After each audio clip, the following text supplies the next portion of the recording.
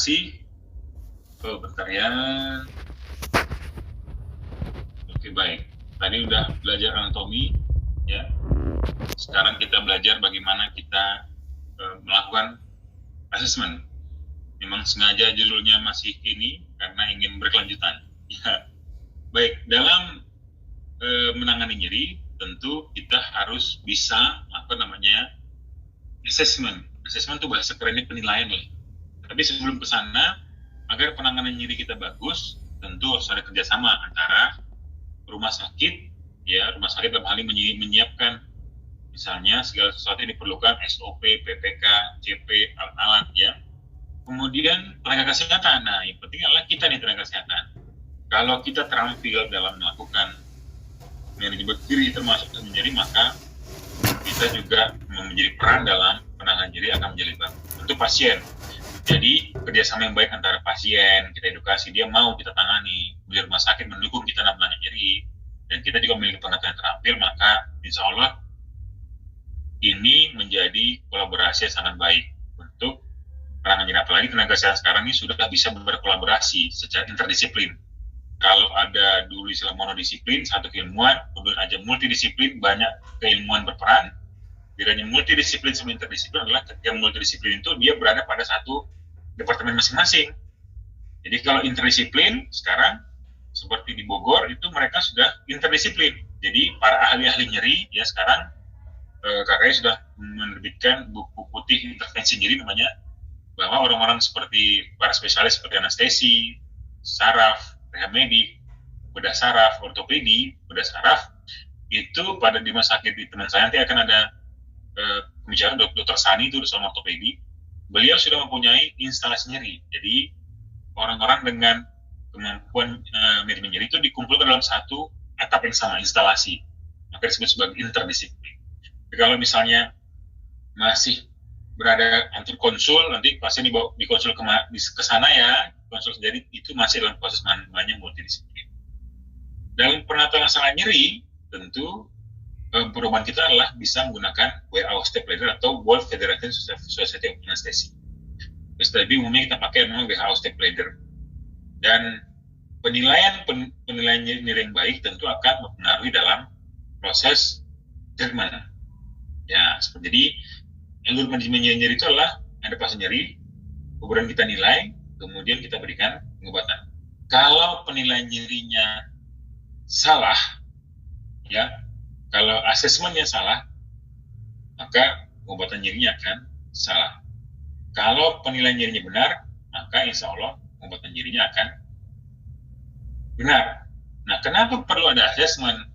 Karena sampai sekarang, sampai saat ini, menurut saya, sebagai pengetahuan saya, tidak ada penilaian nyeri yang benar-benar objektif, oh ini sedang mengalami nyeri, kecuali dengan apa yang dilaporkan oleh pasien. Jadi kita harus mempercayai apa yang dilaporkan pasien. Jadi kalau bilang, dok, dengkul saya sakit lah, tapi mukanya santai aja, loh mukanya biasa aja, tapi percayalah dia tidak akan mengeluh nyeri kalau dia nggak akan datang kalau nggak mengeluhkan nyeri. Jadi kalau dia bilang muka tuh biasa aja, ngeselin bahkan, tapi kalau dia bilang nyeri, itu memang harus dipercaya bahwa dia dengan keluhannya. Makanya yang paling objektif ketika pasien masih bisa mengeluhkan, masih bisa bercakap dia, maka keluhan itu adalah yang paling objektif. Tetapi pada pasien-pasien yang tidak bisa bercakap, misalnya pada pasien bayi, neonatus, prematur, atau pasien-pasien ICU, yang kita nilai adalah perilaku pasien ketika sedang kita assessment. Nah, penilaian nyeri itu bisa macam-macam, ada verbal, rating scale, numeric scale, visual anak scale, Wong-Baker, yang kita akan lihat. Nah, kapan-kapan saja nyeri dinilai, ini sebenarnya bagian dari akreditasi ini, ketika follow up rutin pasien. Misalnya ketika kita mau amprahan pasien, ketika kita di bangsal atau bersama dengan kakak perawat, bahwa kita follow up, sekarang tidak lagi, tensi, nadi, RF, saturasi, suhu, tidak hanya itu. Tapi sudah masuk pada fase dengan skor nyeri. Nah, kedua, sebelum dan sesudah melakukan prosedur, misalnya kita melakukan, misalnya di ruangan melakukan chest tube atau bahkan masang infus sekalian, harus dinilai. Jangan pasien dibilang, setelah dipasang ini kok makin nyeri ya, atau kok jadi nyeri sekali. Padahal sebelum dipasang pun sudah mengalami nyeri si pasien itu. Jadi perlu direcord. Jadi kalau motonya kan tulis apa yang dikerjakan, pokoknya setiap yang kita kerjakan itu harus ditulis di rekam medik, karena itu juga nanti akan membantu kita dalam menghadapi tuturan medis jika ada. Ketiga, sebelum dan sesudah transfer. Keempat, ketika transfer lagi, ini hati-hati ya. Yang pengalaman saya ketika terutama di bagian kita mau foto-foto pasien patah kaki, ya kan, kita memindahkan dia kayak memindahkan apa gitu. Jadi 1, 2, 3, hati-hati.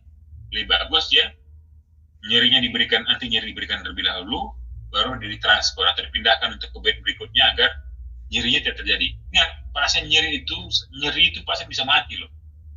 Contoh pada pasien dengan neurogenic shock, karena dia nyeri sekali, pingsan dia, tensi turun, heart rate turun, ya, semua bisa mengalami bahaya. Apalagi kalau pasien nyeri, ada sumbatan di koronernya pula, tiba-tiba nyeri, simpatis respon terangsang, masuk spasme koroner, bisa serangan jantung dia. Ya. Keempat, seketika pasien mengeluhkan nyeri, keempat ini perlu, karena kalau pasien mengeluhkan nyeri, nggak kita tangani segera, itu dia bisa melapor ke ketua ID bahwa dia tidak tenang karena nyeri itu sudah bagian dari hak asasi manusia, dilindungi oleh undang-undang. Jadi kalau ada pasien mengeluhkan nyeri, cepat ditanggapi. Masalah nanti misalnya nyeri tertangani apa enggak, itu urusan belakangan. Yang penting kita sudah menanggapi keluhan pasien. Kelima, setelah pemberian obat nyeri, tentu perlu, nomor 5 ini perlu karena kita harus mengevaluasi apakah nyerinya sudah hilang, berkurang, atau masih ada. Nah, bagaimana model pengkajian nyeri? Ini juga berkaitan dengan akreditasi. Dr. Kodri lebih ahli. Modelnya berupa PQRST. Bisa menggunakan buat nanti di status sebuah pasien. Misal, dok, saya hari ini dok, nyeri perut saya. Oh, kira-kira buat P, provokatifnya, kalau pasien miring kanan miring kiri. Q-nya, kualitasnya, seperti rasa ini dok, rasa tersayat, radiasi, apa ada rasa misalnya nyebat kepala nggak ada dok, kadang-kadang nyeri muncul sampai ke sampai ke perineum, sampai ke belakang pantat misalnya. Skalanya bagaimana? Skalanya dok, misalnya nanti kita akan belajar mengenai skalanya, kira-kira bisa skalanya gimana? Skalanya nyerinya hebat dok, kira-kira. Ini muncul kapan? Munculnya nggak tentu dok, pokoknya muncul pada saat ini saat saya bergerak saja. Nah, itulah model pengkajian nyeri berupa menggunakan P, Q, RST. Jangan takut, nanti kita akan share slide-nya ke kawan-kawan sekalian. Nah, kapan penilaian nyeri dikerjakan? Tentu, ini juga saya ambil di bahasa akreditasi, ketika pasien nyeri ringan, maka follow-up-nya dikerjakan setiap 8 jam. Ketika masuk nyeri sedang, itu per 4 jam. Ketika nyeri berat, setiap 1 jam. Ingat, pada proses nyeri berat ini, itu sudah fase jeda.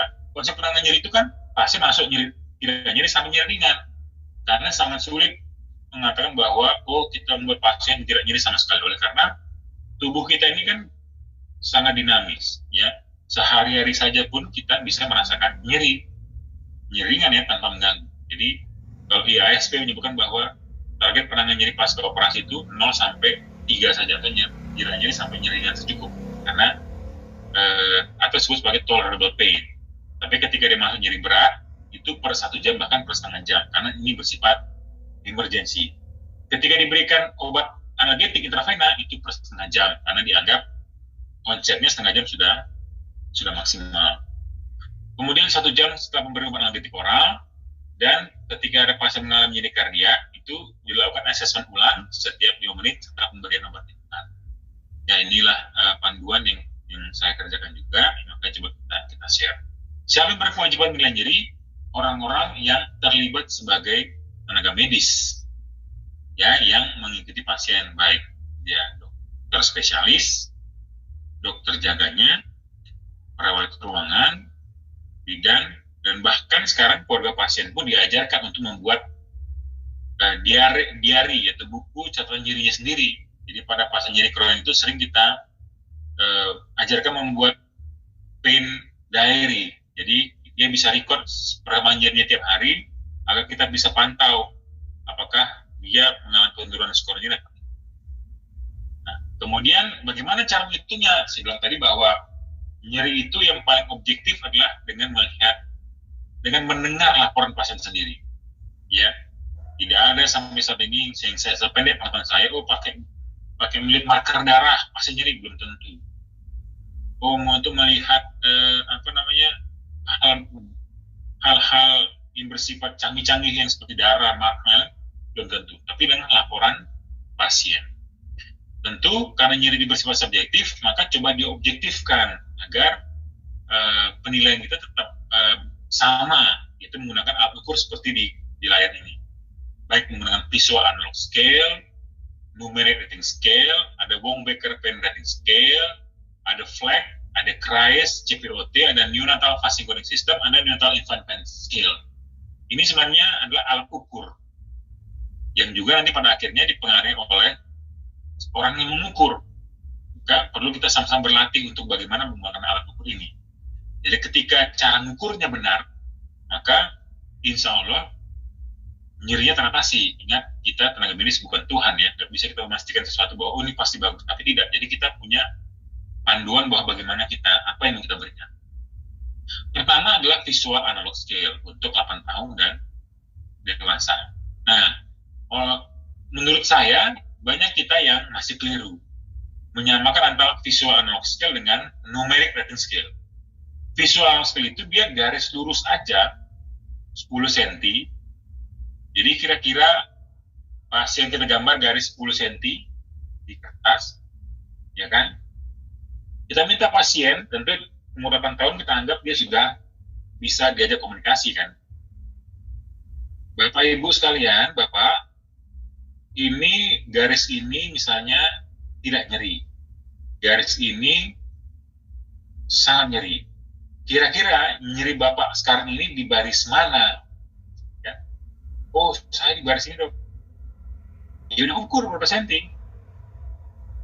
Oh, ternyata setelah diukur misalnya visual analog scale-nya misalnya 4,75 cm.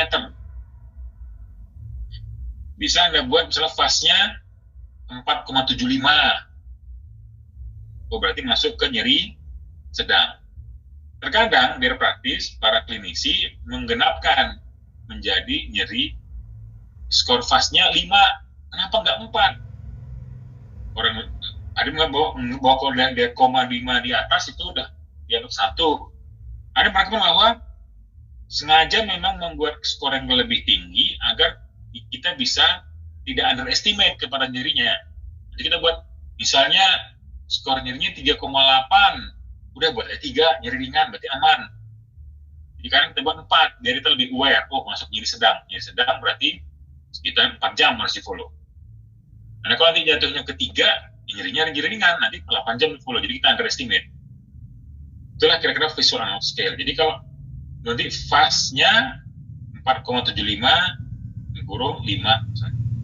Jadi fase ini seringnya tidak kena berkoma nilainya. Kalau pakai angka seperti ini Bu, dari 0 sampai 10, kira-kira nyeri Bu di mana sih Bu? Dia akan tunjuk angka 6. Dia sifatnya genap. Sekarang mana? Sama kayak fase tadi, 0, 3 ringan, 6 sedang, 7, 10 berat. 0 sampai 3 ringan, 46 sedang, 70 berat. Anda juga yang membuat sebagai misalnya 0 tidak nyeri, 13 ringan, 46 sedang, 79 berat, 10 sangat berat, sama aja. Pokoknya kapan nyeri itu dikatakan berhasil diobati kalau pasien masuk kepada fase tidak nyeri sampai nyeri ringan, 0 sampai 3. Kalau pasien masih pada kondisi nyeri sedang atau berat atau sangat berat, atau 4 ke atas, baik fase atau numerik, itu pengobatan nyeri kita dikatakan belum hasil. Nah, masuk yang berikutnya menggunakan verbal rating scale. Tentu gampang, ini tinggal bercakap. Bu, nyerinya ringan sedang berat. Nyeri saya dok, ringan-ringan jambu lah dok. Nggak ada Bu, ringan-ringan jambu. Oh, nyeri saya sedang-sedang kuku lah Bu, nggak bisa Bu. Pokoknya ringan sedang. Oh, nyeri saya dok sedang. Oke.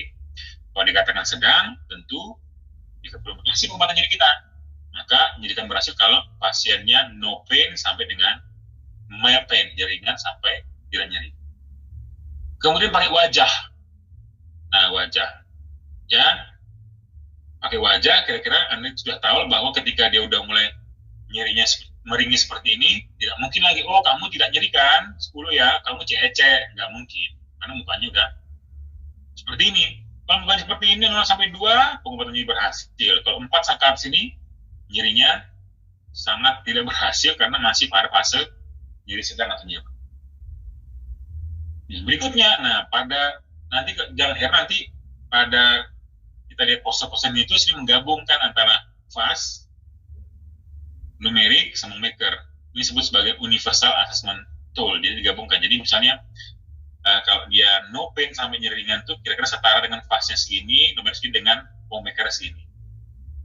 Jadi pastilah Anda sudah sangat familiar dengan perhitung-perhitungan ini, apalagi sekarang lagi pada musim fase akreditasi, dan rumah sakit saat ini sudah sangat sadar dalam penanganan nyeri, yang mungkin sebagai pengulang saja. Mungkin kita sekarang sudah ya, dan ini sudah mengingatkan bahwa kita udah visual skill garis lurus saja, numerik angka, verbal dia bercakap-cakap, tanya langsung, backer wajah, kemudian nanti bisa Anda gabungkan kira-kira atau menyamakan. Nah, kemudian masuk kepada fase populasi khusus ya, pada anak-anak atau bayi, terutama pada bayi ya. Nah, pada bayi bilang bahwa oh, bayi itu kan nggak merasakan nyeri lah, orang dia saraf-sarafnya nggak sempurna kok, semua otaknya masih belum berkembang. Nah, justru itu kalau bahasa sebenarnya justru itu Bambang, bahwa nyeri itu pada bayi, pada neonatus itu sangat terasa. Sebenarnya jalur nyeri itu sudah ada pada saat 2 minggu dalam kandungan. Ingat, 2 minggu dalam kandungan. Dan pada saat itu C-fiber tadi, kita bicara C-fiber tadi itu belum matang. Sehingga ambang rangsang nyeri itu sangat lebih rendah. Ketika ambang rangsang lebih rendah, ambang nyeri lebih rendah, maka pasien lebih gampang merasakan nyeri. Saya ulangi, pada pasien pediatrik neonatus, itu jalur nyeri itu sudah ada pada minggu pada 24 minggu dalam kandungan. Disertai dengan koneksi pada saraf C-fiber tadi itu belum matang, sehingga ambang batas nyeri itu lebih rendah, sehingga pasien mudah merasakan nyeri. Sekaligus juga si saraf A alpha, A beta tadi itu yang sebenarnya pada kondisi dewasa dia tidak menghantarkan saraf bersifat nyeri nocisius, maka pada bayi ini karena sifat saraf sebelum matang terjadi disregulasi, ketidakteraturan, sehingga saraf-saraf yang non C-fiber tadi itu alpha beta juga membawa rasa nyeri. Maka pada bayi itu lebih sensitif, nggak nyaman. Jadi kalau ada yang bilang nyeri pada pasien pediatrik tidak merasakan nyeri, tidak mungkin. Ya, salah. Kalau nggak percaya, Anda punya bayi, coba beri aja rangsang nyeri sedikit. Pasti dia akan langsung nangis. Oh, nangis karena lapar. Ya, kalau nangis setelah diberi rangsang langsung nangis, ya merasa nyeri. Ya. Nah, kemudian pada bayi juga, pada pediatrik, bayi khususnya, ya, fungsi inhibisi yang kita bicara tadi, descending inhibitor tadi, belum matang. Matangnya kapan? Mulai pada umur 10-19 hari setelah kelahiran. Ya, sehingga memang ini mungkin bahwa pada bayi, terutama neonatus itu, pasien itu lebih gampang merasakan nyeri. Ya, jadi kita juga harus melakukan hal yang sama dalam pengobatan nyeri pada bayi. Oh, pada anak, bayi itu agak repot nyerinya, repot karena kita memang malas mungkin untuk melihat perilaku, bertanya pada anak, ya, bagaimana dia merasakan nyerinya. Yang Pak nyeri tangani tentu itu basic human rights tadi ya, sudah menjadi hak asasi manusia untuk semua umur, baik yang bayi, anak-anak, remaja, remaji, ya, dewasa-dewasi, masuk orang tua, ya, termasuknya. Nah, bagaimana kita melihat pada bayi? Bayi bisa gunakan flag pada sampai infant sampai umur 7 tahun. Gunakan wajah. Inilah tadi kita bilang bahwa anak-anak itu umurnya infant 7 tahun bisa pakai untuk ini. Yang nggak bisa melapor, kan nggak mungkin anak bayi umur 1 hari bisa ngomong, aku nyeri Pak, aku nyeri Bu. Kecuali lah ada keajaiban, ya. Misalnya wajahnya dagu bergetar, rahang berulang, kita kan tahu ya. Terus gelisah, kakinya ngentak-entak, ya, terus sampai menekuk badannya, tangannya sampai mana-mana, menangis, ya, terus pasiennya, bayinya terus tidak santai, tidak tenang, itu hati-hati dengan kondisi nyeri. Ya, skornya di 0 sampai 10, yang paling bagus adalah 0 sampai 3. Jadi ketika skornya 4 sampai 6, 7 sampai 10 pasti masuk dalam. Memang kita nggak bisa pinter mengukur nyeri dalam satu hari ini, tapi ini pada hari kedua sesi workshop saya coba akan meramu agar kawan-kawan sekalian, para senior sekalian bisa kita sama-sama belajar dalam untuk mengukur nyeri. Jadi inilah contoh bahwa pada bayi kita mengukur tingkah laku, ya, observasi. Jadi diperlukan waktu lebih mengukur pada anak atau bayi ini. Jadi nggak bisa datang semenit duduk ukur dah, nggak bisa. Kalau pada orang dewasa bisa, tinggal dia bilang lapor saja gampang, semenit siap.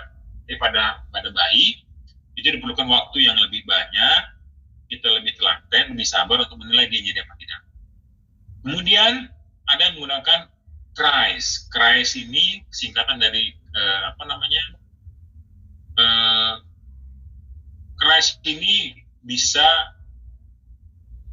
digunakan untuk pada umur bayi 0 sampai 6 bulan.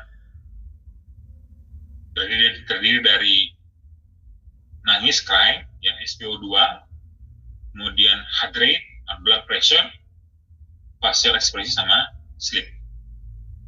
Jadi ini juga kita menilai pola tingkah laku si bayi. Cuma pada CRISE ini diperlukan namanya saturasi, ya, dan penilaian heart rate.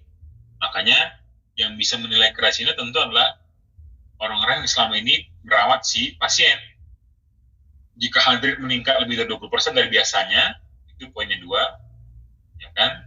Jika saturasi misalnya bahkan turun sampai 0,3%, ya, 0,3%, 10%, itu bahkan skornya 2 ini penurunan saturasi. Dan kalau dia menangis, ya, dia tentu kita tahu secara logika kalau dia udah nggak nangis, saturasinya di atas 95, nggak turun, ya, kemudian heart rate-nya aman, tidak meningkat, mukanya relax, baik itu, kemudian tidurnya normal atau tidak ada bangun tidur itu bisa dikatakan dia peranan jadi berhasil. Dan jika skornya itu lebih dari 5, maka sebaiknya buat ini harus diberikan. Dan dari mana vital sign kita bisa tahu? Tentu kita bisa lihat kan pola vital sign sehari-hari, ya, mana yang baseline-nya. Nanti kalau kita dulu sering mengukur tekanan darah orang tua kita bisa tahu tuh baseline-nya di mana, kapan dia naik, kapan dia turun. Jadi perlu pemantauan lebih ketat pada bayi. Dan pada prosedur menyakitkan seperti pasang infus, norak drain, atau CPC pada bayi, the scale should be used every 2 hours. Jadi harus dilakukan penilaian setiap 2 jam pada waktu 2 jam di satu hari pertama ketika prosedur painful-nya dikerjakan. Kemudian 2 hari berikutnya dinilai per 4 jam. Jadi karena saking bayi ini sangat sensitif, maka ketika selesai dilakukan prosedur yang sakit, misalnya pasang CPC, infus, norak drain, itu harus dinilai nyerinya setiap 2 jam satu hari pertama, kemudian 2 hari setelahnya dinilai per 4 jam. Ya. Kemudian ada prosedur untuk misalnya menggunakan CPOT, ya. Ini udah mulai banyak digunakan untuk pasien yang di ICU, ya. Dia targetnya adalah skornya kecil 2 itu sama dengan 2. Nah, targetnya itu berupa adanya yang ada ekspresi wajah, ada pergerakan tubuh, ada compliance dengan ventilator atau non-ventilator, ada tegangan otot. Jadi kalau dinilai semuanya ini supaya saya terjemahkan sedikit, kalau nilai semuanya 8, maka itu nyeri hebat. Yang bagus adalah skornya kecil 2 atau sama dengan 2. Ya, ini biasanya sering kita pakai pada pasien dengan di ICU dewasa, pasien tidak sadar, baik terintubasi atau yang tidak terintubasi. Kemudian ada dengan prematur infant pain profile. Jadi ini untuk bayi-bayi yang termasuk prematur, ya. Di atasnya ada umur gestasinya, ya. Nah, ini nyeri ketika skornya kecil 6, jika di atas 12 itu masuk ke moderate to severe. Ya misalnya kalau heart rate, saturasi ya meningkat menurun berapa persen ya, kemudian observe mukanya ya, seperti ini ya. Kalau misalnya nasolabial furrow itu mana seperti ini ya, eye squeeze itu maksudnya matanya dikeringitkan, prominent forehead itu dia mengkerut dahinya, itu bisa dikatakan nyeri. Bedanya apa dok? Kira-kira pasiennya nyeri apa enggak? Ya kalau memang adanya habis mengerjakan prosedur yang menyakitkan, pasang infus, terapi pasang CPC, tentu itu, atau post-laparotomi, dia rewel, itulah akibat adanya stimulus. Tapi kalau nggak ada hal seperti itu, pengalaman kita bukan karena nyeri misalnya. Dan memang ini penilaian pada bayi ini tentu kan harus kita berulang-ulang memastikan.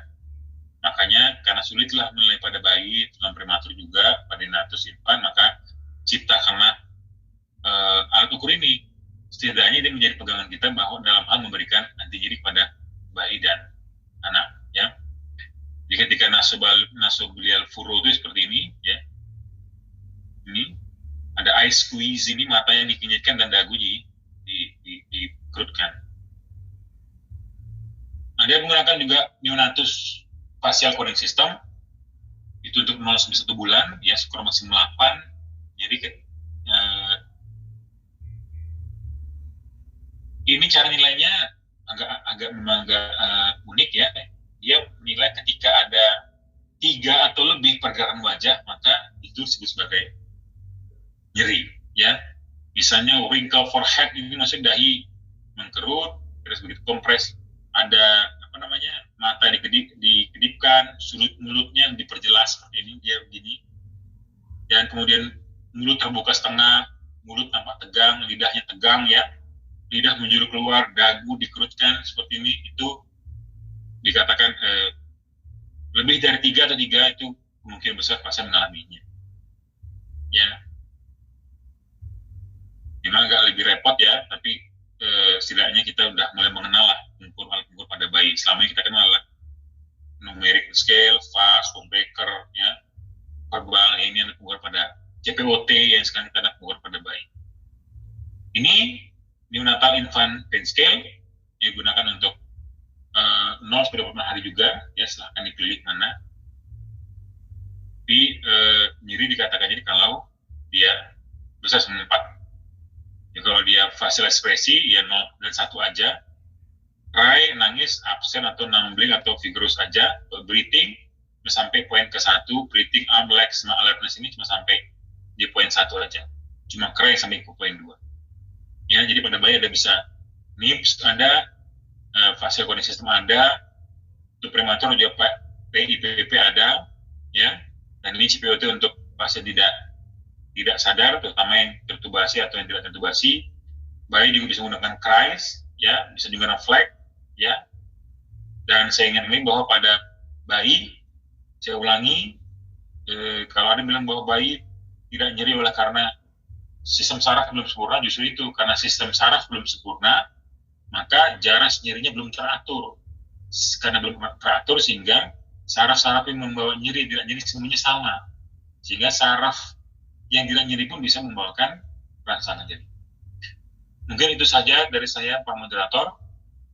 Lebih kurang saya mohon maaf. Assalamualaikum warahmatullahi wabarakatuh. Waalaikumsalam warahmatullahi wabarakatuh. Terima kasih kami ucapkan kepada Dr. Tasrif Hamdi MKED, anestesi, spesialis anestesi KMN, atas materi yang telah diberikan. Cukup menarik ya, karena mungkin selama ini kita hanya melakukan asesmen awal, apalagi dokter di layanan primer, khususnya di IGD, yang memang di daerah-daerah perbatasan yang anestesi belum tersedia. Mungkin bagi Bapak Ibu boleh mengajukan pertanyaan kepada pemateri kita dari 2 materi yang telah diberikan. Yang pertama, anatomi dan fisiologi nyeri. Yang kedua, bagaimana penilaian nyeri pada dewasa dan anak. Mungkin kepada Bapak Ibu peserta, Kami persilakan. Tadi ada ucapan terima kasih dari Dr. Dino Rilando. Terima kasih banyak atas penjelasan Dr. Tasrif. Selama ini saya melakukan penanganan nyeri psikosomatis maupun insomnia pada kasus anxietas disorder dengan pendekatan hipnoterapi atau self hypno, dan hasilnya signifikan, tapi baru jelas patofisiologinya dengan penjelasan yang dokter berikan. Terima kasih kembali Dr. Dino. Terima kasih. Izin menanggapi, dokter. Silakan. Bang Dino ini teman diskusi saya sebenarnya. Banyak sharing tentang hipnoterapi. Ya, beliau sangat konsisten dalam hipnoterapi. Kita pun di Madam Malik sebenarnya penanganan nyeri pertama kita kerjakan adalah dengan cara hipnoterapi. Tapi karena keterbatasan kita sebagai tenaga hipno dan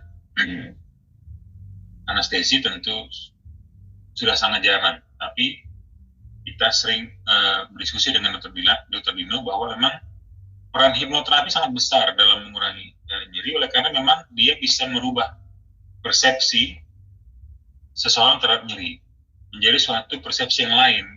Tadi sudah dijelaskan bahwa ketika sinyal nyeri sampai ke saluran saraf pusat, maka yang paling besar adalah komponen psikologis 79%, 25%-nya adalah komponen somatik. Jadi yang berkaitan dengan rasa itu hanya 25%.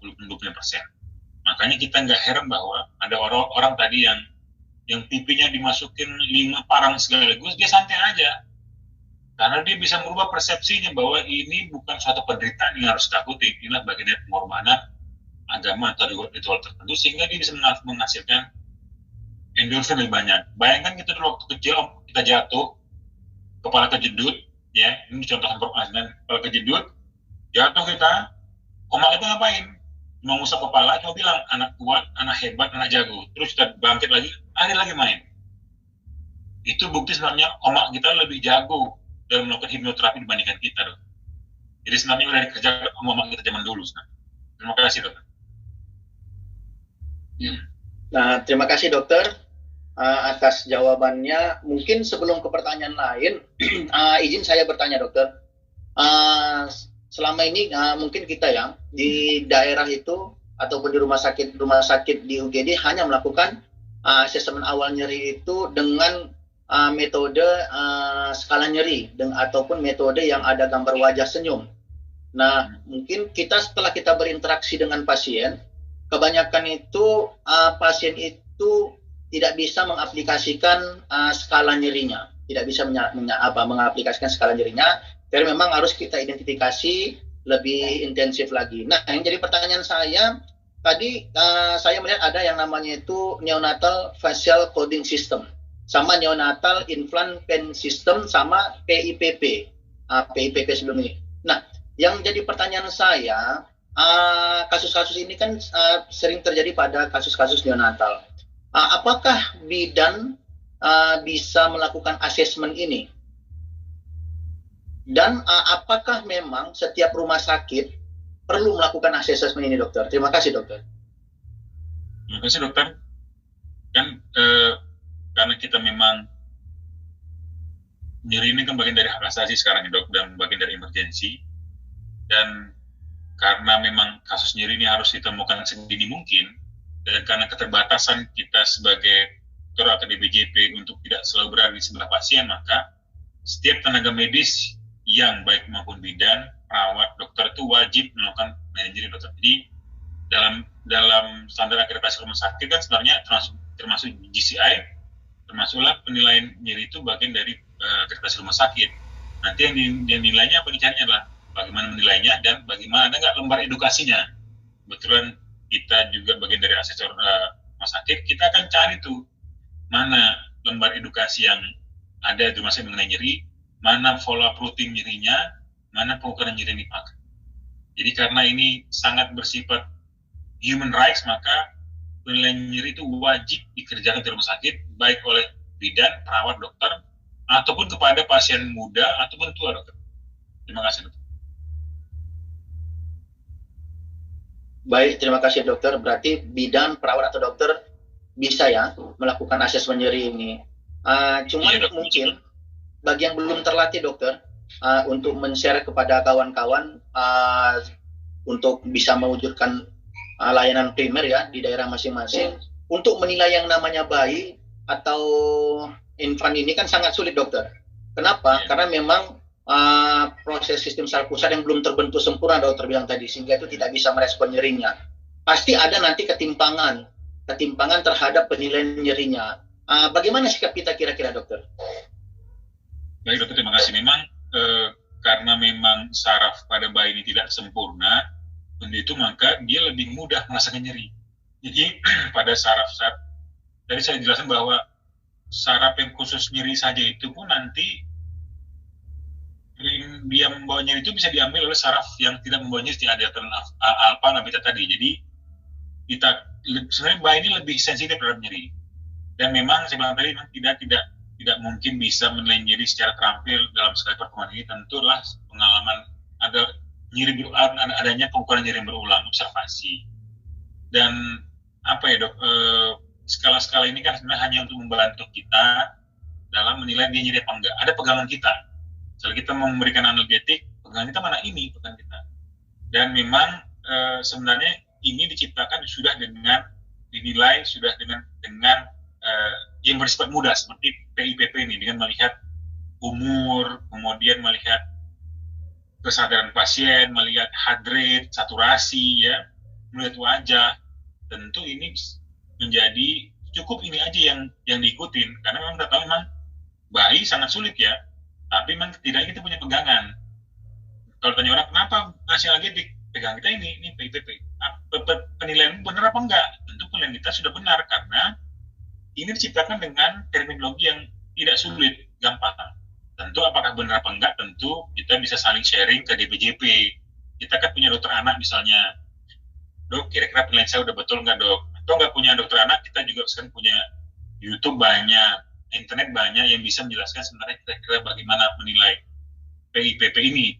Dan ini setidaknya menjadi menjadi langkah awal kita untuk awareness kita penilaian nyeri pada bayi atau neonatus ini, dok.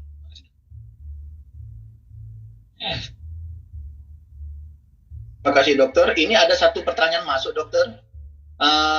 Assalamualaikum, selamat pagi, izin dokter.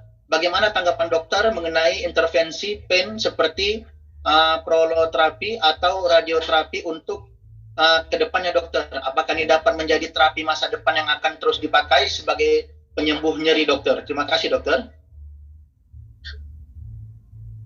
Ini yang nanya siapa nih, dok? Dokter John? Dari dokter Jeffrey Marta. Jeffrey Marta, terima kasih. Sebenarnya dalam penanganan nyeri kan, dok, ada non farmakologi, farmakologi dan intervensi. Non farmakologi termasuklah edukasi dan hipnoterapi misalnya. Tetapi hipnoterapi sekarang sudah dimasukkan kepada fase terapi intervensi, dalam artian dia melakukan intervensi, ada perubahan perilaku pada pasien. Yang dimaksud intervensi dan pertanyaan ini adalah memberikan obat langsung ke sumber nyeri. Nah, ada perlakuan memberikan obat atau jarum langsung ke sumber nyeri melalui kulit. Jadi kita intervensi ini adalah bisa menggunakan jarum atau tindakan minimal invasif lah. Jadi kapan dilakukan intervensi? Ketika pelayanan nyerinya misalnya dengan cara non farmakologi tidak maksimal. Jadi kita ketika dia udah WO step layer itu satu nyeri berat udah dipakai, obat-obatan nggak mempan juga, bahkan obat-obatannya udah dosis besar, terus pasiennya jadi efek samping makin besar, mual, muntah, hipertensi postural, itu kita masuk kepada fase intervensi. Intervensi dikerjakan di mana? Bisa di sarafnya, ototnya, tendonnya, celah sendinya, ya banyak hal. Jadi langsung diberikan daerah itu. Dan kapan diberikan intervensi? Ketika kita bisa menilai, terapi farmakologi gagal nih, atau kita langsung jam.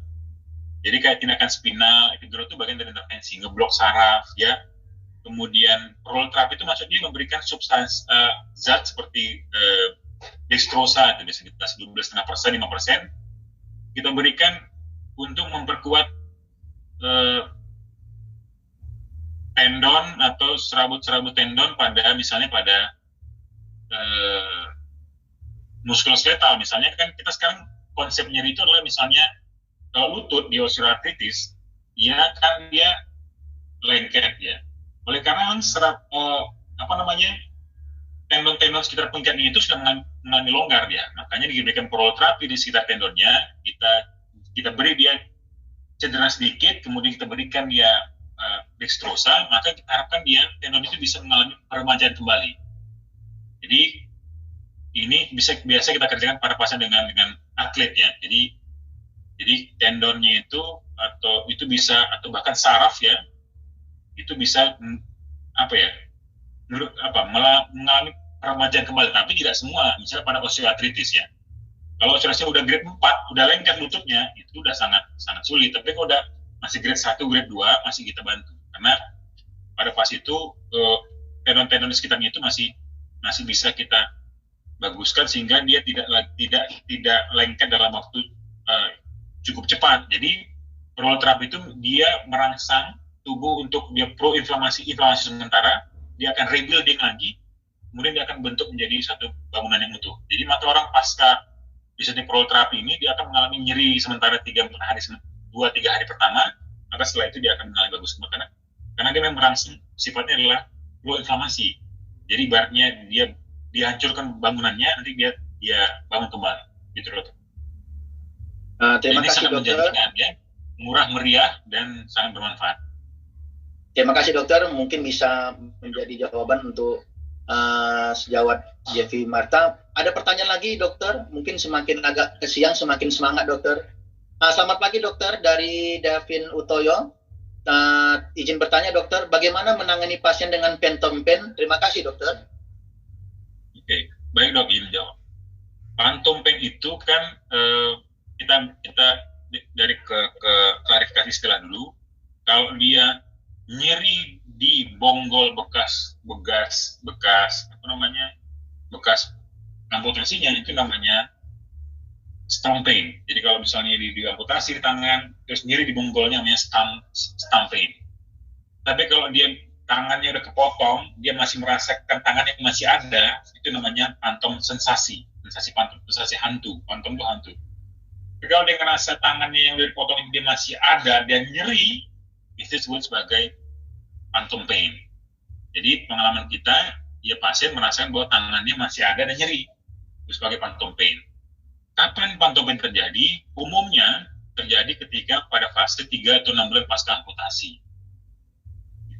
Jadi pasien merasakan kaki atau tangannya masih ada dan merasakan nyeri, rasa terbakar, kesemutan. Dan sampai saat ini sebenarnya pengobatan phantom pain ini belum memuaskan. Tetapi di literatur review bilang bahwa phantom pain ini dapat dicegah dengan cara apa? Sebelum dia diamputasi atau sebelum dia mengalami nyeri hebat, selnya kan misalnya kenapa diamputasi? Oh, kakinya hancur nih, kelindar stroke. Maka di saat di IGD sudah langsung diberikan analgetik yang adekuat, baik opioid atau diberikan epidural misalnya untuk mengurangi nyerinya. Jadi semakin dini kita tangani nyerinya sebelum kakinya dipotong itu, maka kejadian phantom pain akan makin rendah.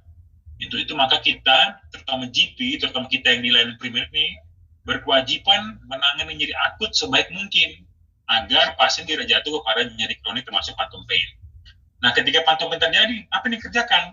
Ya tentu memberikan anti-inflamasi tidak ada tempatnya, karena memang inflamasi udah nggak ada lagi. Tidak ada luka, tidak ada bengkak, nggak lagi. Yang perlu diberikan adalah seperti adjuvan analgesia, berupa antidepresan atau antikonvulsan yang gunanya untuk membantu yang sebenarnya saraf udah kacau balau tadi, diberikan antidepresan antikonvulsan lebih baik.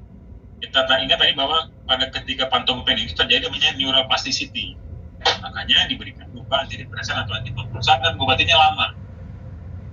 Ya kalau saya berikan seperti carbamazepine bisa, CPZ bisa, atau pregabalin atau fluoxetine.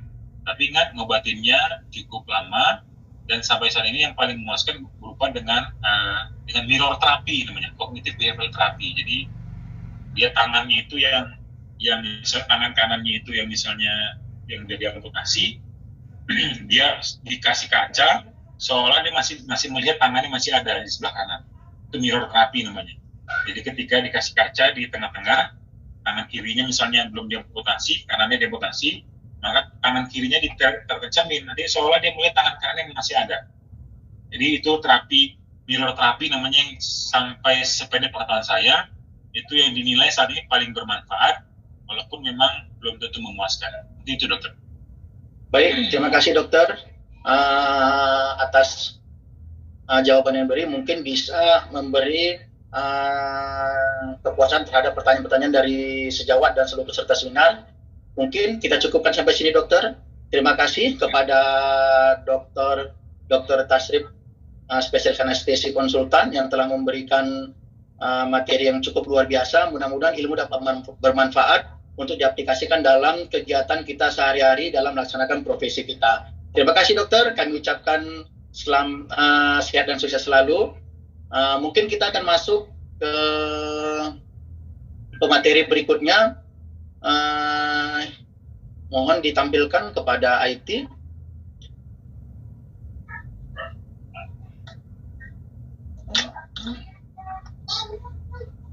Assalamualaikum Dr. Kodri. Waalaikumsalam warahmatullahi wabarakatuh. Adinda Dr. Dendi kayak cerah sekali ya. Mungkin kita bisa lanjut Ya, dokter. lanjut aja. Baik. Kita masuk kepada agenda berikutnya, yaitu dengan pemateri. Saya perkenalkan dulu kurikulum vitae daripada pemateri. Nama. Jadi co-host. Mohon panitia jadikan saya jadi co-host. Baik. Mohon panitia dijadikan Dr. Kodri sebagai co-host.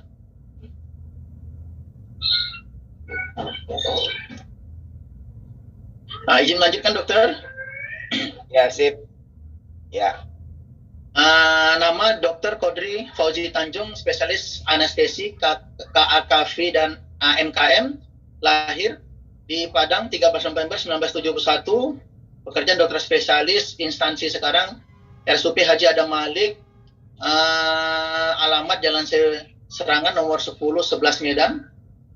Riwayat pendidikan profesi dokter Fakultas Kedokteran Universitas Sumatera Utara tahun 1998. Pada tahun 2008 mengambil spesialis anestesi dan terapi intensif di FKUSU.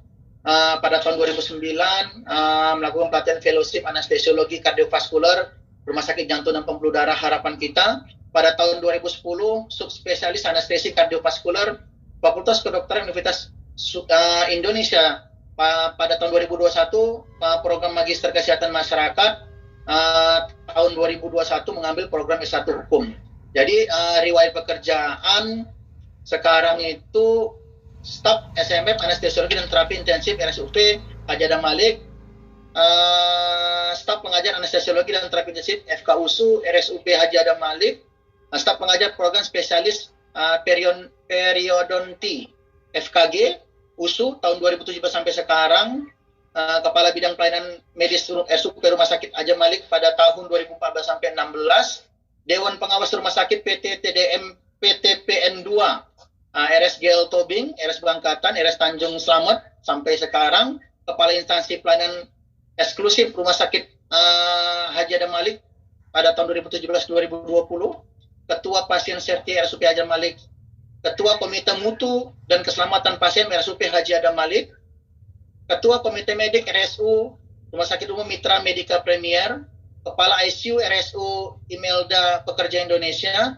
Surveyor Nasional Komisi Agreditasi Rumah Sakit PAS pada tahun 2021, dan sekarang Surveyor Nasional Lembaga Agreditasi Mutu dan Keselamatan Pasien Rumah Sakit atau LAM KPRS, Kepala Pembinaan Pasca Agreditasi dan Koordinasi Regional 1 Sumut Aceh Riau dan Kepri, Lembaga Agreditasi Nasional LAM KPRS tahun 2021 sampai dengan sekarang. Kepada Dr. Kodri Fauzi Tanjung, spesialis anestesi KAKV MKM, waktu dan tempat kami persilakan. Ya. Terima kasih pada moderator yang luar biasa, Dr. Dedi Irawan, ya.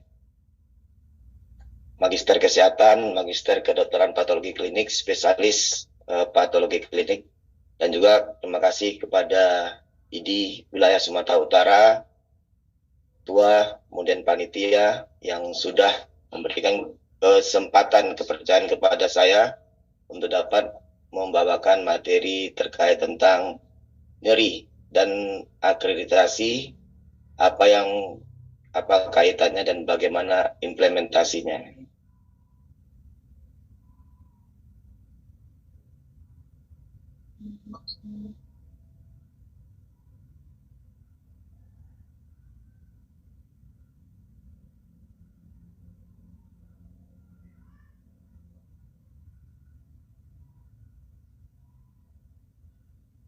Oke, ya, saat ini rumah sakit sudah banyak ya yang melakukan proses akreditasi, dan kita ketahui saat ini ada 6 lembaga akreditasi nasional yang melakukan survei ataupun yang mempunyai legitimasi melakukan akreditasi untuk rumah sakit di seluruh Indonesia.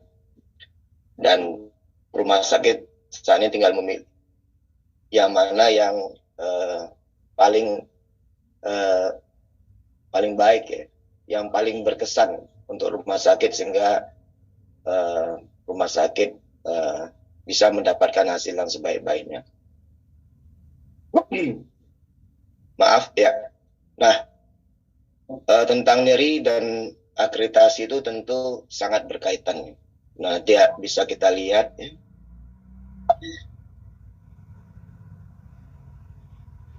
Ya. Adapun yang menjadi tujuan pembelajaran pada materi ini ya.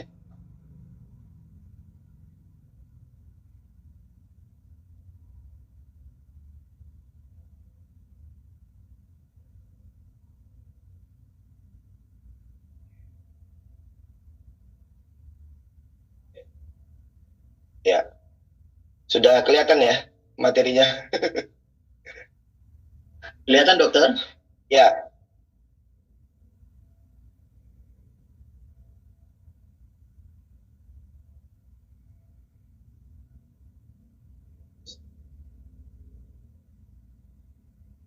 Udah bisa jalan? Sebentar ya. Ini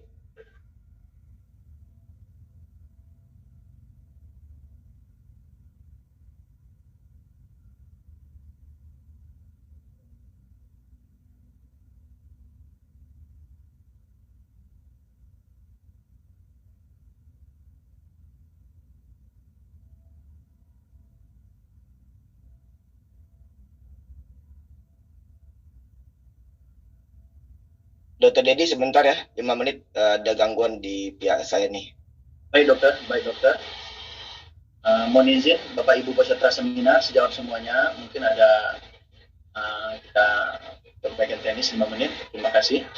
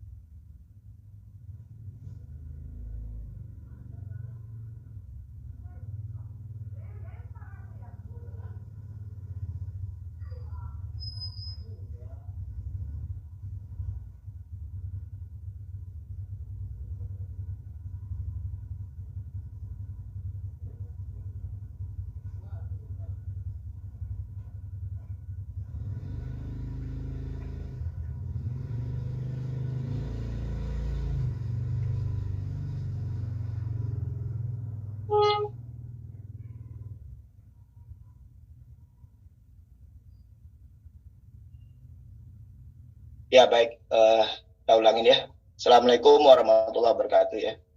Terima kasih kepada moderator ya, dan juga para peserta pelatihan workshop ya tentang penanganan nyeri yang diadakan oleh ID wilayah Sumatera Utara. Nah, saya akan membawakan materi tentang nyeri dan akreditasi, apa kaitannya dan bagaimana implementasi atau penerapannya di unit layanan yang ada di rumah sakit. Adapun yang menjadi tujuan pembelajaran pada materi saya ini, hasil belajarnya adalah setelah mengikuti materi ini, peserta mampu menerapkan nyeri dan menghubungkannya dengan akreditasi rumah sakit. Adapun yang menjadi indikator hasil belajar, yang pertama adalah peserta mampu menjelaskan apa itu nyeri. Ya, jadi pengertian nyeri tadi sudah disampaikan dengan sangat baik oleh Dr. Tasrif. Ya. Saya nanti mungkin skip aja. Kemudian yang kedua menjelaskan bagaimana cara mengetahui pasien sedang mengalami nyeri. Kemudian yang ketiga menjelaskan nyeri dalam standar akreditasi. Dan yang keempat melakukan pendokumentasian pengelolaan nyeri dalam rekam medis. Nanti kita mungkin fokus ke poin yang ketiga dan yang keempat ya. Nah, sebagai pokok bahasan pada materi ini didahului dengan pendahuluan dan definisi nyeri, kemudian bagaimana cara mengetahui pasien sedang mengalami nyeri dalam standar akreditasi, dan bagaimana pendokumentasian pengelolaan nyeri dalam status pasien yang merupakan rekam medis rumah sakit. Kita ingat standarnya adalah MR, MIK atau singkat dengan Mr. MIK. Dan yang terakhir sebagai simpulan. Nah, sebagai pendahuluan, mengapa seseorang mendatangi fasilitas pelayanan kesehatan ataupun rumah sakit? Yang terbanyak itu tentu karena adanya rasa nyeri, ya, ataupun perasaan nyeri yang dirasakan oleh orang tersebut. Dan ini merupakan salah satu pertimbangan utama seseorang mendatangi fasilitas pelayanan kesehatan ataupun rumah sakit. Dan ini kita pasti semuanya pernah ya untuk mendapatkan pasien-pasien dengan nyeri tersebut. Ya, mulai dari kepala sampai kaki itu banyak sekali penyebab tentang nyeri.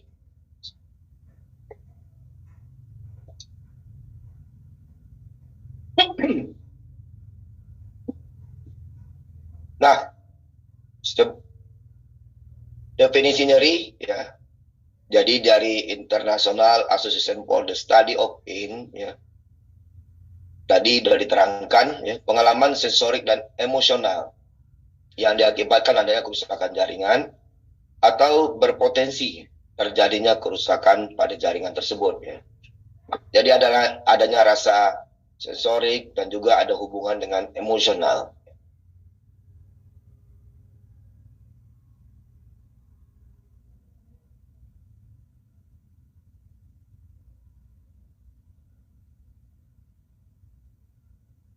Ya, jadi jika ada terasa suatu emosi ya, tentu nyeri tersebut tentu bisa semakin diperberat. Tadi Dr. Tasrif sudah terangkan tentang adanya endorfin ya. Jadi kalau emosi kita bisa kita tekan, ya rasa bahagia yang muncul, mungkin perasaan nyeri yang kita rasakan juga itu bisa berkurang. Nah, sebagai pembagian yang sering kita ketahui, nyeri itu ada nyeri akut dan nyeri kronik. Ya. Nyeri akut itu nyeri dengan onset segera, durasi terbatas, memiliki hubungan yang kuat dengan tempat dan kausa. Jadi dengan adanya cedera atau suatu penyakit. Ya. Kalau nyeri kronik, nyeri yang bertahan untuk periode waktu yang lama. Dikatakan jika nyeri akut tidak teratasi dengan baik, akan menimbulkan yang namanya nyeri kronik. Ya. Jika nyeri akut yang dalam waktu 3 bulan, tidak teratasi juga bisa mengalami nyeri kronik, dan tadi sudah diterangkan ya nyeri kronik itu sangat susah dalam hal untuk mengobatinya ya. Karena sudah tadi perubahan suatu pemahaman ataupun perubahan suatu persepsi di dalam otak. Nah, vital sign yang kelima itu adalah nyeri. Jadi vital sign laju nadi, kemudian tekanan darah, temperatur, dan laju pernapasannya. Yang kelima itu adalah nyeri. Artinya apa? Pada waktu kita menilai laju nadi, tekanan darah pada pasien, itu kita juga harus melakukan penilaian nyeri terhadap pasien yang kita periksa. Nah, ini sama kedudukannya, sama kekuatannya. Jadi tentang nyeri sebagai bagian daripada vital sign yang kelima. Nah, kenapa harus dilakukan penilaian nyeri pada semua pasien? Penilaian nyeri adalah bagian yang harus dipenuhi dalam elemen penilaian standar akreditasi. Nah, penilaian nyeri merupakan elemen penting untuk menentukan terapi nyeri yang efektif. Penilaian nyeri dan keterangan pasien digunakan untuk menilai derajat nyeri ataupun tingkatan nyeri. Nanti bisa kita lihat bagaimana menentukan derajat nyeri seseorang. Kemudian intensitas nyeri harus dinilai sedini mungkin sejak awal pasien tersebut masuk. Ini kita nanti dapat nilai pada waktu adanya pengkajian pasien ataupun asesmen awal pasien, baik yang dirawat jalan, rawat inap, termasuk juga yang di instalasi gawat daruratnya. Kalau kita lihat di sini, rasa nyeri yang dirasakan oleh seseorang yang datang kepada kita untuk minta diobati, tentu kita harus melakukan yang namanya penilaian nyeri. Jika salah dalam hal untuk menilai nyeri, tentu mengakibatkan nyeri tak teratasi dan bisa berpotensi untuk terjadinya nyeri kronik. Jika sudah terjadi nyeri kronik, tentu akan sulit untuk diobati karena sudah jadi perubahan struktur di jaringan otak, ya persepsinya tersebut sudah mulai berubah. Dan kalau dalam hal melakukan penilaian nyeri, jika benar pasiennya akan sembuh dan tentu nyerinya akan berkurang. Nah, dalam hal untuk rasa nyeri yang dialami oleh seseorang adalah hak pasien. Hak pasien untuk dilakukan pengkajian ataupun penilaian awal yang tepat, kemudian dikelola, dihargai, dan dibantu. Nah, ini sangat berhubungan dengan standar akreditasi, yaitu tentang standar hak pasien dan keterlibatan keluarga di HPK 2 dan HPK 2.2. Kemudian dalam hal ini mohon admin dapat memutkan dulu Nah, rumah sakit memiliki proses penilaian dan pengelolaan nyeri. Itu sangat berkaitan nanti dengan standar pengkajian pasien. Jadi cukup lengkap nih, ada pengkajian pasien 1.1, ya kan, termasuk juga pelayanan asuhan pasien. Kemudian ada juga standar tentang komunikasi dan edukasi, dan juga ada standar yang berhubungan dengan pelayanan anestesi dan bedah, ya. Cukup banyak standar-standar yang berkaitan sekali dengan nyeri, jadi standar akreditasi.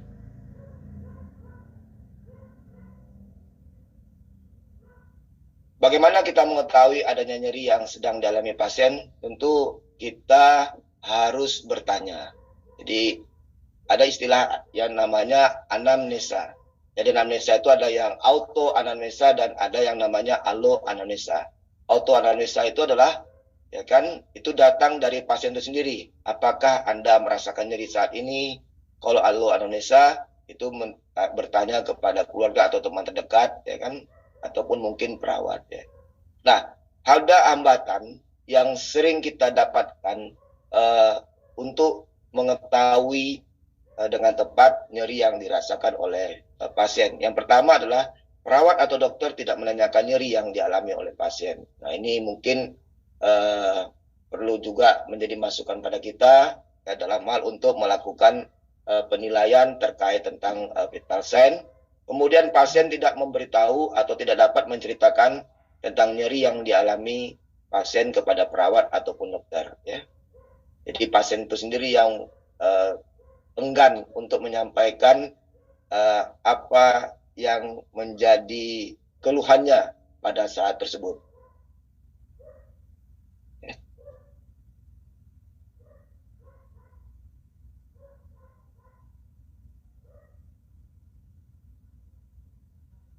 Ya, jadi pasien itu yang sendiri yang enggan untuk menyampaikan apa yang menjadi keluhan yang dia rasakan kepada kita, ya, kepada dokter ataupun kepada perawat yang memeriksanya.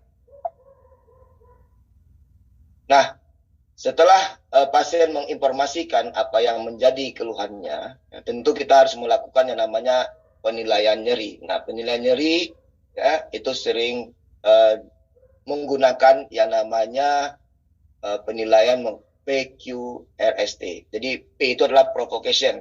Apa yang menjadi penyebab nyerinya, kemudian quality, ya. Nah, seberapa besar, seberapa kuat rasa nyeri yang dirasakan, apakah nyerinya itu seperti tertimpa, ataupun tertusuk, ataupun teriris. Kemudian yang R-nya adalah region, daerah mana dari rasa nyeri yang dia rasakan. Mungkin kalau nyerinya pada perut kanan bawah, itu biasanya berhubungan dengan organ appendix. Kemudian yang S, severity, seberapa besar keparahan ataupun tingkatan nyeri yang dia rasakan. Ada yang namanya nyeri ringan, sedang, dan berat. Kemudian yang T, waktu, kapan timbulnya nyeri-nyeri tersebut, berapa kali dalam satu hari, dan berapa lama serangan setiap kali nyeri tersebut muncul. Jadi inilah yang kita kenal dengan metode PQRST untuk melakukan penilaian nyeri. Nah, kalau kita lihat lagi referensinya yang namanya provocation tersebut, penyebab nyeri, jadi kaji diagnosa penyebab primer dan sekunder dari nyeri yang dia rasakan, kaji dan evaluasi faktor-faktor yang berperan dalam hal untuk menimbulkan nyeri dari sisi emosional, kognitif, dan perilaku yang mempengaruhi peningkatan ataupun penurunan nyeri yang dirasakan oleh pasien. Kemudian dari sisi quality, jadi penyebabnya kaji karakteristik nyeri secara komprehensif, meliputi bagaimana nyeri yang dirasakan dan juga frekuensinya, dan tentukan jenisnya apakah nyeri akut ataupun nyeri kronik. Kemudian dari regionnya, nyeri di daerah mana di tubuh pasien tersebut, ya, seperti yang tadi saya sampaikan. Kemudian tingkatan nyeri, ada banyak tools yang dapat kita gunakan untuk menilai tingkatan nyeri, ya, misalnya seperti visual analysis, numeric rating scale, ya, Wong-Baker maupun yang anak-anak, dan time kapan nyeri tersebut dirasakan oleh pasien. Nah, ini tools yang dapat kita gunakan untuk menilai tingkatan nyeri yang dirasakan oleh pasien. Mungkin saya tidak menerangkan lebih rinci, tadi sudah diterangkan dengan baik oleh Dr. Tasrif. Ada namanya numeric rating pain scale, ya. Jadi pasien diminta untuk menyembuhkan skala nyeri pasien dari 0 sampai dengan 10. Kemudian ada namanya visual analog scale, yaitu pasien diminta untuk membuat tanda di garis yang 0 cm sampai dengan 10 cm untuk mengekspresikan nyeri yang dirasakan oleh pasien tersebut. Kemudian ada namanya Wong-Baker Face Pain Rating Score. Jadi ini pasien tersebut tidak dapat menjelaskan rasa nyeri yang dia rasakan. Jadi kita yang melihat dari perubahan mimik wajah yang dialami oleh pasien tersebut, ya. Jadi kalau seperti inilah mimik wajahnya, pastilah nilainya adalah 10, dan ini masuk yang hebat. Nah, nyeri dalam standar akreditasi seperti apa? Kita lihat dulu peraturan dari, kita lihat regulasi yang mengatur tentang akreditasi, itu ada di Permenkes nomor 12 tahun 2020, ya kan? Dikatakan akreditasi adalah pengakuan terhadap mutu pelayanan rumah sakit dan juga keselamatan pasien setelah dilakukan penilaian bahwa rumah sakit tersebut telah memenuhi standar akreditasi. Dan ini ya, ada 6 lembaga yang memiliki legitimasi untuk melakukan proses akreditasi pada rumah sakit. Kemudian ada, kalau kita lihat satu persatu daripada Permenkes tersebut, ya, yang berhubungan dengan akreditasi, diatur tentang tujuan daripada akreditasi, kemudian penyelenggaraan akreditasi, kemudian lembaga independen yang mana saja yang mempunyai legitimasi dalam hal untuk menilai akreditasi rumah sakit. Kemudian kegiatan akreditasi itu mulai dengan persiapan, pelaksanaan, pasca akreditasi, dan juga rumah sakit wajib dalam hal melaporkan apa yang menjadi indikator nasional mutunya dan insiden keselamatan pasien. Dan pasca akreditasi wajib membuat perencanaan perbaikan strategis dan nanti dilakukan pembinaan dan pengawasan oleh pemerintah daerah. Ini sekelumit tentang regulasi yang mengatur akreditasi rumah sakit yang terbaru, yang ini bagian daripada transformasi kesehatan yang digulirkan oleh Kementerian tentang layanan rujukan. Nah, kita lihat terkait tentang asuhan pasien. Ya, jadi proses asuhan itu dimulai dengan para PPA. Ya, ini pasti rumah sakit yang teman-teman yang terlibat dalam akreditasi rumah sakit ataupun yang mungkin mendengar sekelumit tentang akreditasi yang ada di rumah sakitnya pasti pernah mendengar namanya istilah PPA. PPA itu adalah profesional pemberi asuhan ataupun tenaga klinisi, terdiri dari 4 PPA utama, yaitu dokter, perawat, ya, kemudian termasuk juga bidan, ahli gizi, dan farmasi. Jadi PPA wajib melakukan yang namanya pengkajian pasien ataupun penilaian pasien. Jadi pasien tersebut diperiksa, kemudian ada dilanjutkan dengan pengkajian awal. Nah, setelah pengkajian awal tentu harus dinilai kembali dalam bentuk pengkajian ulang. Nah, setelah pengkajian awal, pasien dilakukan yang namanya pemberian terapi dan kemudian hasil daripada terapi tersebut dilakukan pengkajian ulang. Nah, pengkajian awal dan pengkajian ulang merupakan sebuah rangkaian kronologis yang saling berhubungan. Nah, setelah para PPA melakukan asesmen pasien, tentu harus dibuat langkah selanjutnya, yaitu dalam hal rencana asuhan. Jadi rencana asuhan pasien, kemudian diberikan asuhannya, kemudian dilakukan monitoring.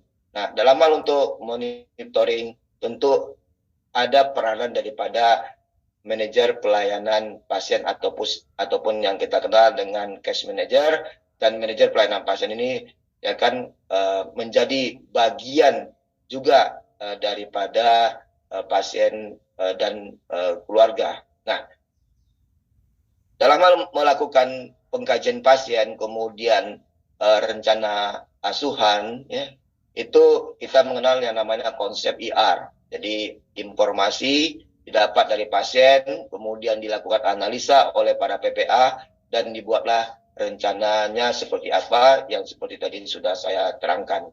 Jadi inilah alur bagaimana suatu asuhan pasien tergambarkan sampai pasien tersebut dilakukan monitoring oleh para PPA yang memberikan pelayanan kepada pasien. Nah, kita lihat untuk standar yang pertama yang berkaitan dengan nyeri, itu standar akreditasi namanya pengkajian pasien. Nah, jadi di pengkajian pasien tadi ada didahului dengan pengkajian awal ataupun asesmen awal. Nah, jadi di pengkajian pasien yang pertama, ya, itu PPA harus melakukan yang namanya identifikasi kebutuhan perawatan melalui proses pengkajian. Ya, jadi dan ada penilaian awal yang berkaitan dengan risiko nutrisi, termasuk juga screening nyeri, mengetahui apakah pasien tersebut nyeri, ya, kemudian setelah itu baru dilakukan penilaian nyeri secara komprehensif dengan metode yang namanya PQRST, ya. Nah, isi minimal pengkajian awal itu sesuai dengan standar akreditasi yang baru, itu minimal adalah 13, di mana salah satunya adalah pengkajian nyeri. Nah, jadi selain banyak lagi yang harus kita nilai, ya, tapi yang jelas pengkajian nyeri menjadi bagian utama dari pengkajian awal. Nah, pengkajian itu dilakukan oleh PPA yang kompeten, ya, dapat dilengkapi oleh lebih dari satu individu dan dilakukan pada beberapa waktu yang berbeda. Kemudian harus sudah terisi lengkap dan memiliki informasi yang terkini maksimal 30 hari sebelum tata laksana tersebut diberikan kepada pasien.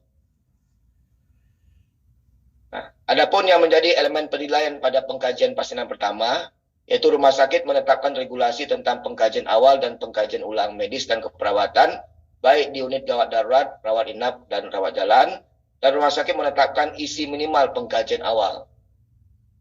Ini yang menjadi elemen penilaian pada standar pengkajian pasien. Jadi isi minimalnya itu adalah 13 seperti yang tadi ini saya terangkan, di mana pengkajian nyeri bagian daripada isi minimal daripada pengkajian awal tersebut. Apakah di rawat inap, di rawat jalan, kalau di rawat jalan tersebut itu dikurangin terkait tentang isi minimal tersebut. Hanya PPA yang kompeten yang diperbolehkan untuk melakukan pengkajian sesuai dengan ketentuan rumah sakit. Jadi PPA yang kompeten itu mulai dari dokter, kemudian perawat, ahli gizi, farmasi, itu yang PPA yang utama yang terlibat dalam hal untuk melakukan pengkajian tersebut. Nah, kita lihat di standar PP2, ya, pengkajian pasien 2, rumah sakit melakukan pengkajian ulang bagi semua pasien dengan interval waktu yang ditentukan untuk kemudian dibuat apa yang menjadi rencana asuhan lanjutan. Jadi setelah dilakukan penilaian pasien, tentu dilakukan terapi, dan hasil daripada terapi tersebut harus dilakukan pengkajian ulang. Nah, pengkajian ulang dokumentasinya ada di CPPT, catatan perkembangan pasien terintegrasi. Kalau yang tadi pengkajian awal ada di form pengkajian awal yang terkenal dengan asesmen pasien. Nah, pengkajian ulang juga menilai tentang nyeri yang tadi dialami, dirasakan oleh pasien. Nah, ini dia berkaitan dengan reassessment nyeri, ya. Ini di standar pengkajian pasien 2 terkait tentang regulasi rumah sakit. Nah, jadi setiap 8 jam pada pasien dengan nyeri ringan. Jadi kalau pasien mengalami nyeri ringan, dilakukan penilaian kembali, itu setiap 8 jam. Untuk yang nyeri sedang dilakukan penilaian kembali setiap 4 jam. Untuk yang nyeri berat dilakukan penilaian kembali setiap 1 jam. Kemudian 1 jam setelah pemberian daripada obat analgetik oral dan setengah jam setelah diberikan obat analgetik intravena. Kemudian setiap 5 menit setelah pemberian nitrat atau obat intravena pada pasien nyeri kardiak, ya. Nah, jadi inilah kapan-kapan harus dilakukan penilaian ulang kembali pada pasien yang telah diberikan terapi. Kita lihat di standar pelayanan asuhan pasien dari standar PAP. Di standar PAP itu ada standar PAP 1 sampai dengan PAP 5. Standar PAP 1 berhubungan dengan keseragaman pasien. Kalau standar PAP 5 itu berhubungan dengan pelayanan di akhir hayat. Nah, standar PAP 4 itu berhubungan dengan manajemen nyeri. Jadi manajemen nyeri, ya, itu ada di standar PAP 4, ya.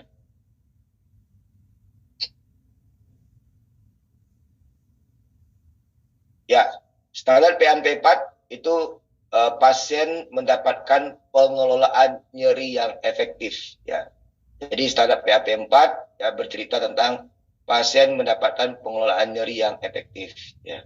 Jadi maksud dan tujuannya pasien berhak mendapatkan pengkajian dan pengelolaan nyeri yang tepat. Jadi pasien itu berhak untuk dilakukan penilaian secara komprehensif.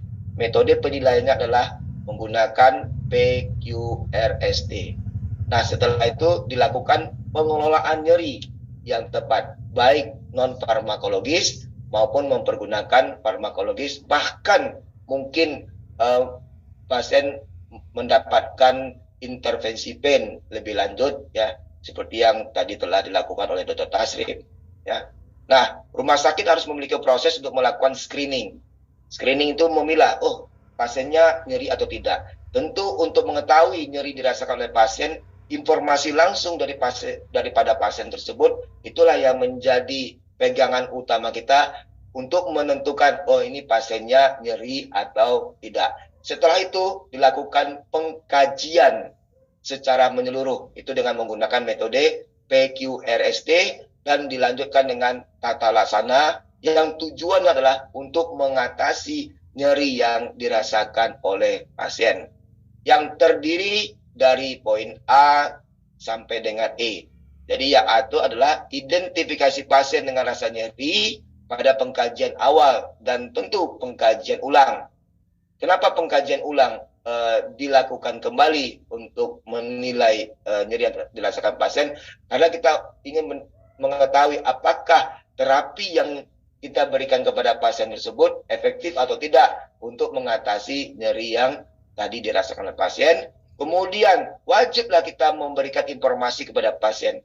Jadi terkait tentang ini juga bagian daripada hak pasien untuk mendapatkan informasi yang sejelas-jelasnya terkait tentang apa yang diberikan oleh PPA tersebut kepada dirinya, kepada pasien tersebut. Ya, memberikan informasi kepada pasien bahwa rasa nyeri dapat merupakan akibat dari terapi, ya, terapi yang diberikan, ya, terapi misalnya terapi kanker, ya, obat kemoterapi itu juga bisa menimbulkan nyeri melalui jalur intravena, ya kan. Kemudian prosedur ataupun tindakan itu juga bisa menimbulkan nyeri yang dirasakan pasien. Kemudian pemeriksaan misalnya pemeriksaan darah, jadi pengambilan darah menggunakan spade tersebut, needle, tentu itu bisa menimbulkan nyeri pada orang yang diperiksa, ya. Jadi informasi kepada pasien bahwasanya nyeri tersebut bisa karena terapi, prosedur dan pemeriksaan ini harus disampaikan oleh kita, oleh tenaga medis, ya, termasuk juga perawat. Nah, memberikan tata laksana untuk mengatasi rasa nyeri ini terlepas dari mana nyeri berasal sesuai dengan regulasi yang dibuat oleh rumah sakit. Untuk rumah sakit yang tipenya lebih tinggi, tentu ada yang namanya intervensi pen. Kemungkinan, ya, ada intervensi pen yang dapat dilakukan oleh rumah sakit tersebut. Kemudian melakukan komunikasi dan edukasi kepada pasien dan keluarga mengenai pengelolaan nyeri sesuai dengan latar belakang agama, budaya, dan nilai-nilai yang dianut. Jadi adanya edukasi yang terus-menerus yang disampaikan oleh para PPA kepada pasien dan keluarganya mengenai apa yang dilakukan oleh PPA tersebut, ya kan, kepada pasien terkait tentang apa yang jadi kebutuhan pasien. Nah, elemen penilaian pada standar pelayanan asuhan pasien. Ini nama standar pelayanan asuhan pasien 4. Yang A adalah rumah sakit memiliki proses untuk melakukan screening, melakukan pengkajian, dan tata laksana nyeri. Ya, meliputi pada maksud dan tujuan. Jadi, ini elemen penilaiannya. Saya pernah sampaikan untuk mengetahui apa yang nanti akan ditanyakan oleh surveyor akreditasi tersebut, ya, tentu kita harus lihat, pelajari lebih lanjut di elemen penilaian. Karena di elemen penilaian itu sudah tegas dikatakan apa yang harus kita siapkan. Untuk mengetahui daripada standar yang berhubungan dengan akreditasi, pelajari lebih lanjut di maksud dan tujuannya. Nah, untuk standar PAP4 yang berkaitan dengan nyeri, maksud dan tujuannya tadi sudah saya terangkan. Nah, sekarang kita masuk ke dalam elemen penilaian. Tadi sudah saya sampaikan yang A. Yang B, adanya informasi mengenai kemungkinan adanya nyeri dan pilihan tata laksananya diberikan kepada pasien yang menerima terapi ataupun prosedur ataupun pemeriksaan terencana yang sudah dapat diprediksi menimbulkan rasa nyeri. Nah, ini yang B ini yaitu tentu berkaitan tentang yang dilakukan oleh para PPA. Ada nggak PPA tersebut? PPA itu profesional pemberi asuhan, terdiri dari, sekali lagi saya terangkan, dokter, perawat, ahli gizi, ataupun farmasi. Ada nggak PPA tersebut memberikan informasi yang berkaitan dengan nyeri yang dirasakan oleh pasien, berkaitan dengan pilihan tata laksananya, ya. Kemudian C, pasien dan keluarga mendapatkan edukasi mengenai pengelolaan nyeri sesuai dengan latar belakang agama, budaya, dan nilai-nilai yang dianut. Jadi ada nggak kita menjelaskan lebih jauh terkait tentang tata laksana nyeri yang diberikan oleh si PPA tersebut dan mendokumentasikannya di dalam status pasien yang merupakan rekam medis rumah sakit. Kemudian staf rumah sakit mendapatkan pelatihan mengenai cara melakukan edukasi bagi pengelolaan nyeri. Nah, ini pelatihan yang diadakan oleh ini sertifikatnya sudah bisa menjadi bagian kelengkapan daripada standar PAP4 elemen penilaian D, ya. Jadi di akreditasi baru, ya, yang dari Kementerian Kesehatan dikatakan pelatihan itu tidak mutlak hanya oleh LIPA saja, Lembaga Independen Penyelenggara Akreditasi. Ya, boleh dilakukan oleh organisasi profesi seperti yang kami lakukan di ID Wilayah Sumatera Utara, tentu dengan menghadirkan narasumber yang kompeten di bidangnya. Ya. Jadi sertifikat nanti ini sudah bisa menjadi bagian daripada sertifikat teman-teman untuk melengkapi elemen penilaian D pada standar PAP 4, standar akreditasi profesi baru. Kemudian edukasi pasien dan keluarga. Nah, saya terangkan sedikit, pasien dan keluarga diberikan edukasi oleh dokter, perawat bidan tentang manajemen nyeri yang dilakukan kepada pasien tersebut. Ya. Kemudian tentang skala nyeri, ya. Apakah skala nyerinya ringan, sedang dan berat, penilaian ulang kembali, termasuk juga terapi baik secara farmakologi maupun non-farmakologi. Kemudian edukasi tersebut didokumentasikan di dalam status pasien yang merupakan rekam medis rumah sakit. Ingat, screening nyeri itu wajib dilakukan pada semua pasien.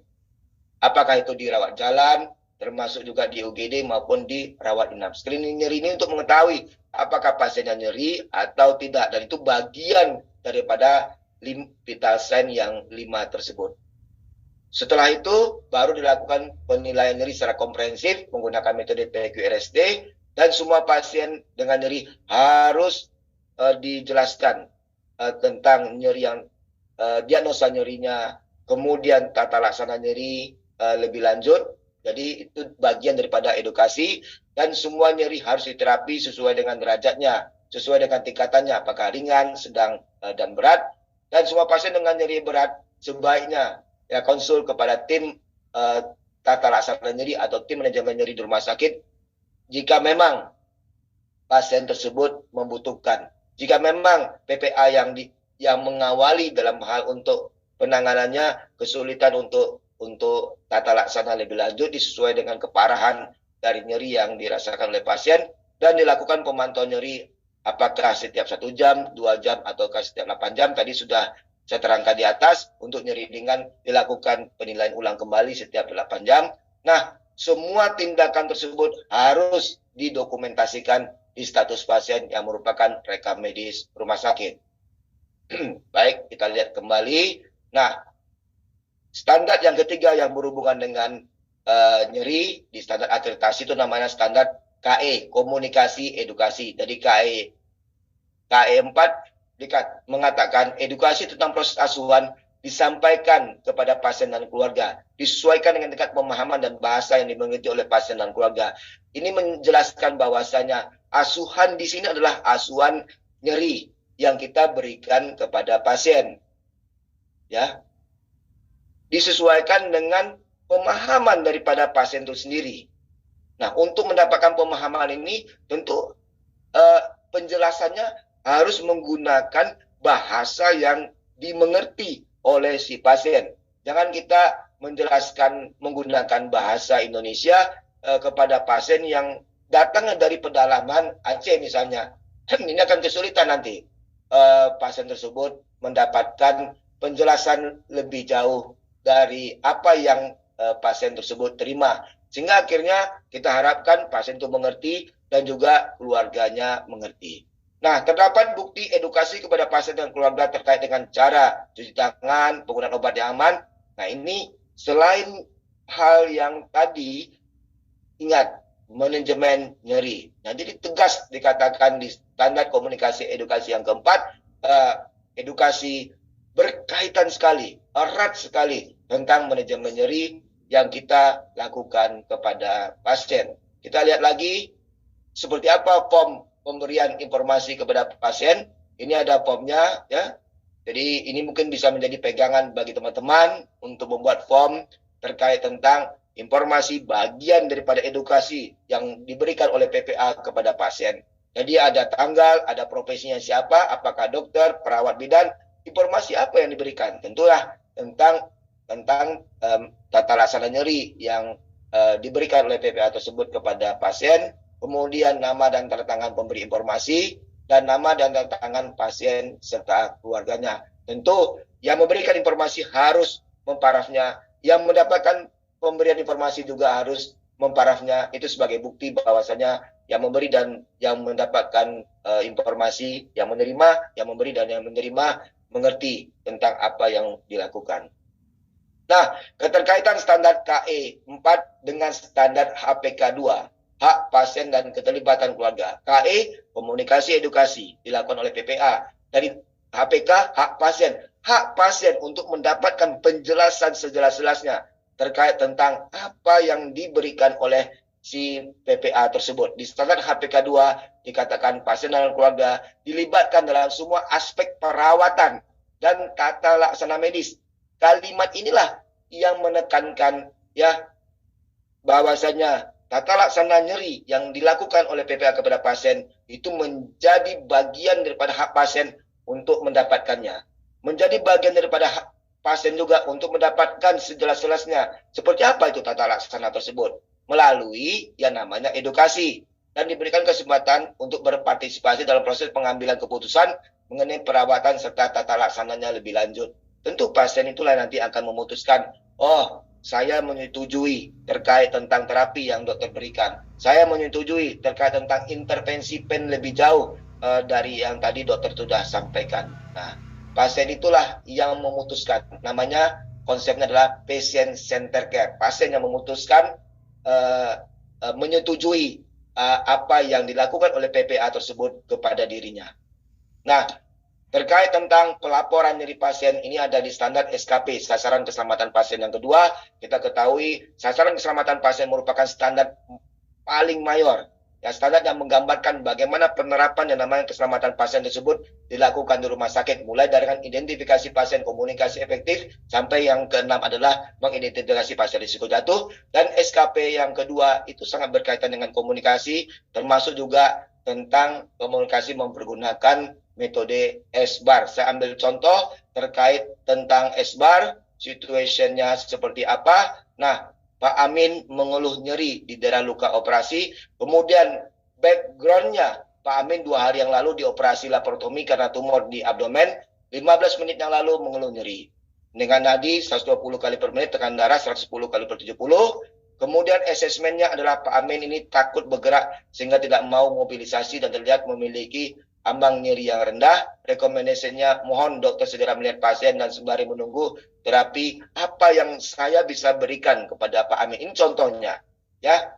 Jadi ini contoh kasus terkait bagaimana kita menggunakan metode SBAR tersebut dalam hal kita berkomunikasi antar PPA. Dalam hal perawat melaporkannya kepada pasien menggunakan media komunikasi seperti HP, dalam hal kita antara dokter dengan dokter yang terlibat dalam hal asuhan pasien tersebut ya berkomunikasi terkait tentang apa yang akan kita rencanakan, apa yang telah kita berikan, terapi apa yang telah kita berikan kepada pasien. Ingat, metode SBAR itu adalah metode komunikasi efektif digunakan jika ada pasien yang kita lakukan rawatan.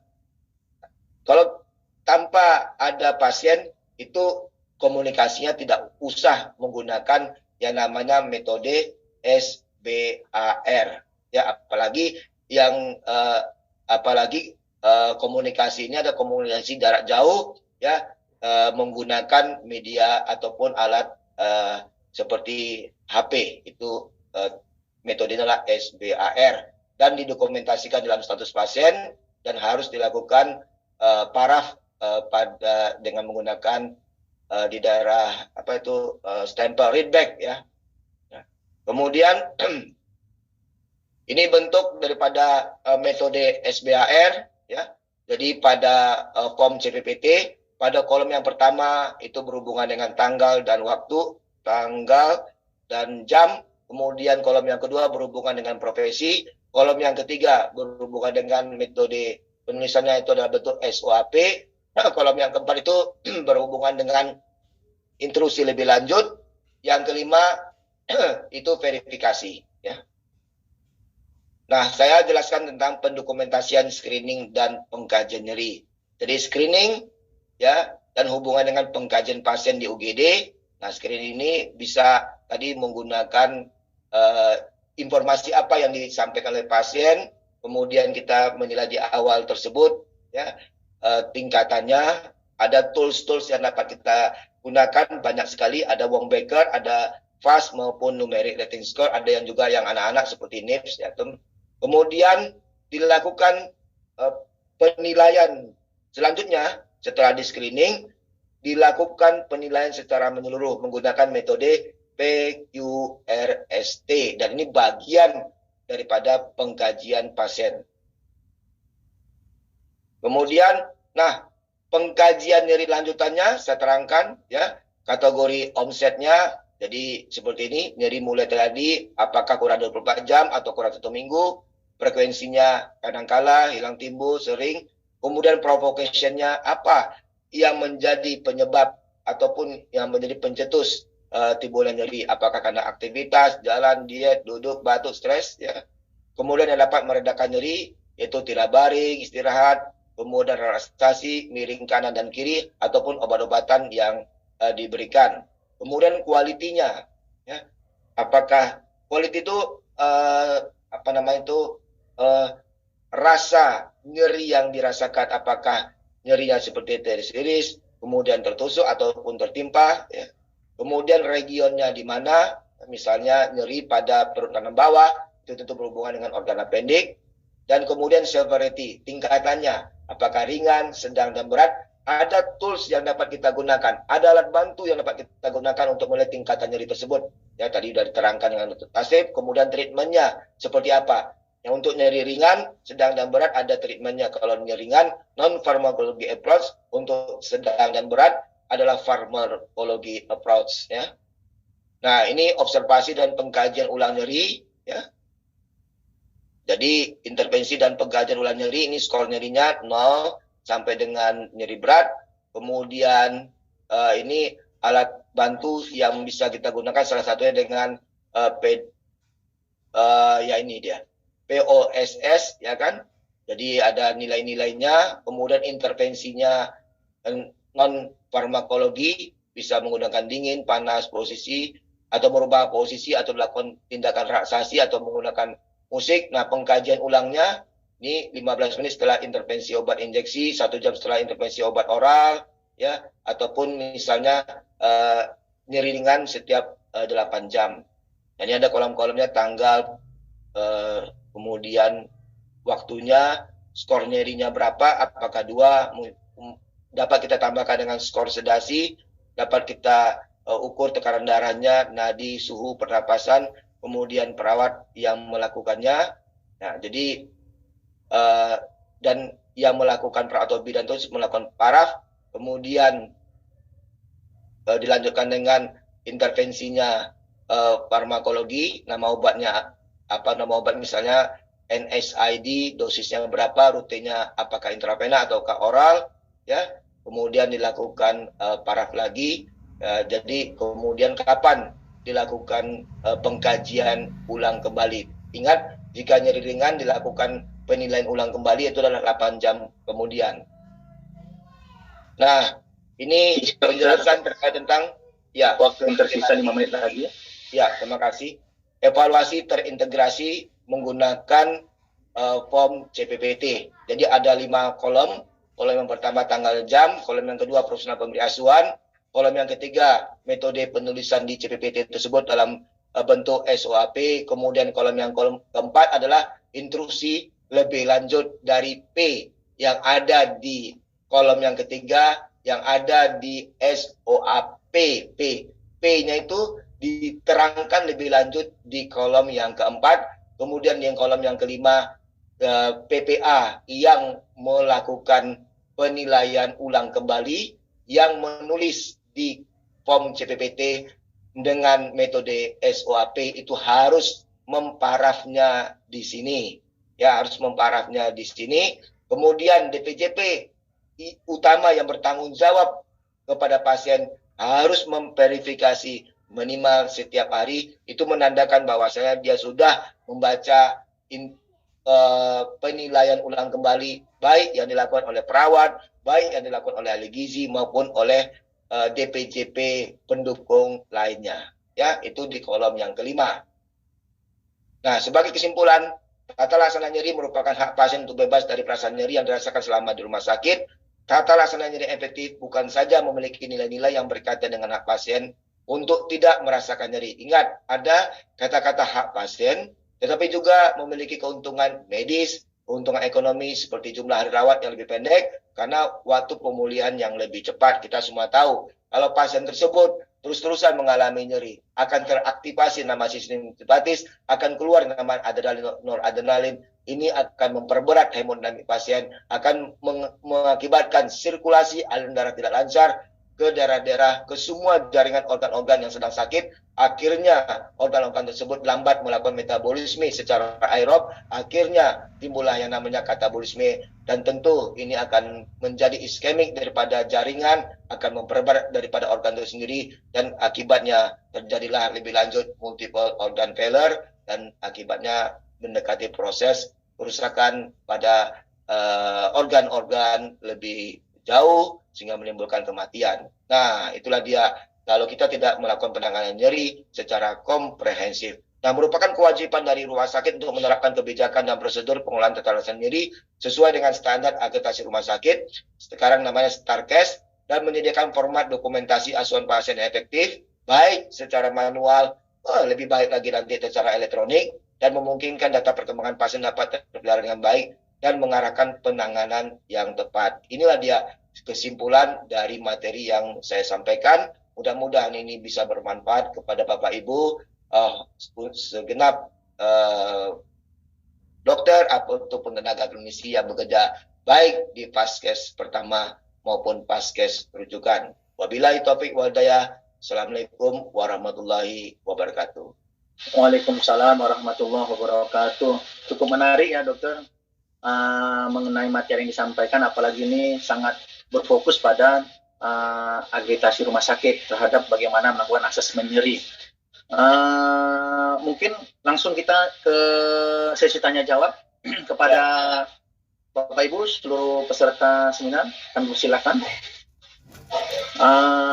Izin dokter dari Dr. Jeffrey Marta ya, atau seminar dari kita.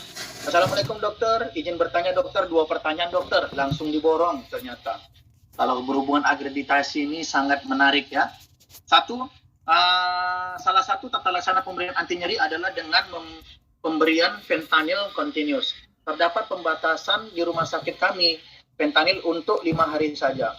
Bagaimana jika di hari selanjutnya pasien masih merasakan nyeri dokter? Bagaimana tata laksananya dokter? Terus yang kedua, untuk elemen penilaian PP1, bagian C menyampaikan hanya PPA yang kompeten yang melakukan pengkajian. Apa parameter untuk mengetahui PPA kompeten tersebut? Terima kasih dokter. Silakan Dr. Dedi, dokter. sinyal mungkin si Dr. Dedi kurang suara putus-putus. Oh, baik dokter, saya ulangi boleh dokter? Ya, ulangin tadi suaranya putus-putus maksudnya. Baik. Yang pertama, izin bertanya dokter, salah satu tata laksana pemberian anti nyeri adalah dengan pemberian fentanyl continuous. Terdapat pembatasan di rumah sakit kami, fentanyl untuk 5 hari saja. Bagaimana jika di hari selanjutnya pasien masih merasakan nyeri dokter?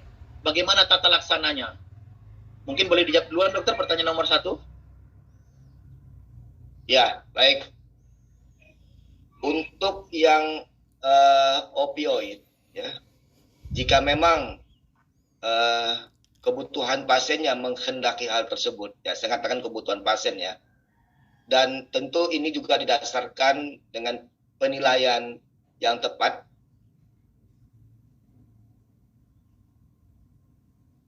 oleh para PPA, dalam ini perawat ditambah juga dengan perawat ya, dan dokter yang memutuskan ya. Jadi terapi nyeri tersebut tentu harus kita lanjutkan jika memang belum dapat mengatasi nyeri yang dirasakan oleh pasien. Nah, untuk yang opioid ya, ini tidak ada. Untuk yang opioid agak beda dengan yang NSAID. Kalau NSAID kan maksimal 5 hari, karena kalau udah lewat 5 hari berpotensi untuk permasalahan-permasalahan yang lain ya, bisa gangguan daripada koagulasi, bisa meningkatkan lambang rasa daripada yang ada nyeri di lambung misalnya kan gitu.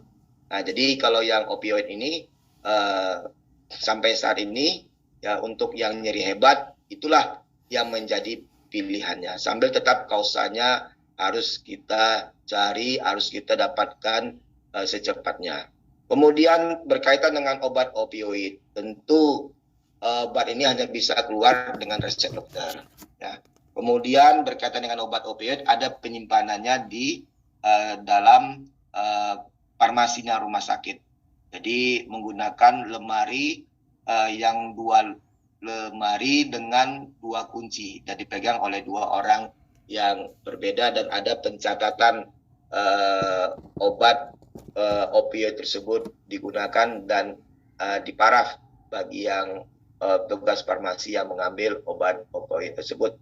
Termasuk juga jika sisa daripada obat opioid yang digunakan tersebut sisanya misalnya ada, itu harus dikembalikan lagi kepada pihak farmasi, kemudian harus dibuang dan ada saksi dalam hal untuk hal ini. Nah, jika belum juga teratasi, ya tentu kita bisa libatkan tim manajemen nyeri rumah sakit. Mungkin akan dilakukan intervensi pen, mungkin akan dilakukan lebih lanjut, misalnya pemutusan saraf-saraf yang nanti ya akan mengimpus yang merangsang daripada nyeri tersebut. Nah, ini Dr. Tasib itu sudah sangat kompeten dalam hal melakukan intervensi pen lebih lanjut. Jadi farmakologi approach termasuk juga non farmakologi approach ya. Nah, kemudian jika tak teratasi juga bisa intervensi pen. Seperti itu Dr. Dedi.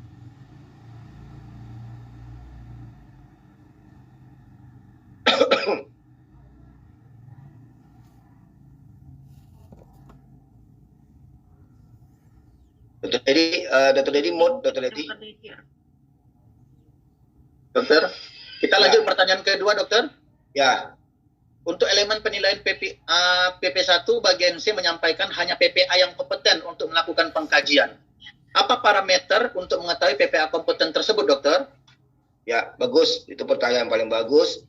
Jadi kalau kita kaitkan dengan akreditasi, PPA yang kompeten, ya, profesional pemberi asuhan, sudah dikatakan untuk di Starkes ini adalah itu saat ini 2 itulah. Yang pertama adalah dokter, yang kedua adalah perawat, termasuk di situ adalah bidan. Ya. Memang ada PPA yang lain, yaitu seperti gizi dan farmasi, tapi yang melakukan pengkajian awal dan pengkajian ulang, ya 2 PPA tersebut ya kan yang memang recommended untuk melakukan hal tersebut, ya. Tetap dengan dua itu sudah cukup. Nah, maka itu namanya ada asesmen awal itu dilakukan oleh dokter dan dilakukan oleh perawat maupun bidan. Nah, kompetensinya ini harus terlihat pada waktu dilakukan kredensial, baik oleh komite medik maupun oleh komite keperawatan, dan ada kewenangan klinis dari hasil rekomendasi kredensial dilakukan oleh komite medik maupun komite keperawatan kepada direktur untuk diterbitkan rincian kewenangan klinisnya oleh direktur rumah sakit. Nah, jika sudah dikredensial, sudah keluar RKK-nya, berarti sahlah daripada PPA utama tersebut, sahlah dia untuk memberikan pelayanan nyeri sesuai dengan kebutuhan pasien, ya. Dan itu menandakan kompetensi daripada PPA tersebut. Itu Dr. Dedi. Baik, terima kasih dokter atas atas jawabannya. Mungkin bisa menambah ilmu kita bersama, termasuk juga untuk sejawat kita Bapak Jeffy Marta. Mungkin kita cukupkan dokter sampai di sini dokter. Mungkin kita akan lanjut.